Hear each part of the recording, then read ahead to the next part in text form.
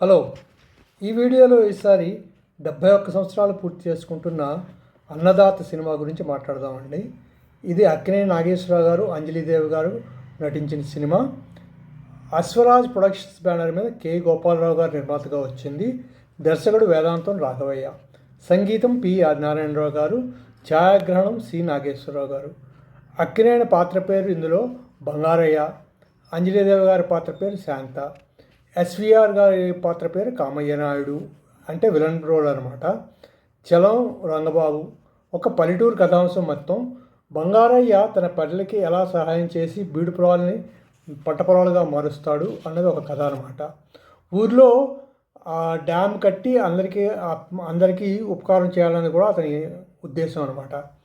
మధ్యలో బంగారయ్య శాంతల మధ్య అపార్థాలు అది అనమాట. చివరిగా సినిమా సుఖాంతం. ఒక పల్లెటూరు కథను తీసుకొని ఒక నీతిని కూడా బోధిస్తూ నిర్మించిన చిత్రం అండి ఇది. యావరేజ్ సినిమాగా నిలబడింది. ఈ సినిమాని తమిళంలో కూడా డబ్ చేశారు. అలా ఈ సినిమా రిలీజ్ అయ్యి ఇప్పటికీ 71 సంవత్సరాలు పూర్తయింది. అక్కినేని అంజలి జంటలో వచ్చిన ఒక సినిమాగా చెప్పుకోవచ్చు దీన్ని. సినిమా కథాంశం బాగుంటుంది, కానీ 100 రోజుల మట్టుకు ఆడలేదు ఈ సినిమా. అవి చిత్ర విశేషాలు. మళ్ళీ ఇంకో వీడియోతో మళ్ళీ కలుసుకుందాం. అంతవరకు సెలవు.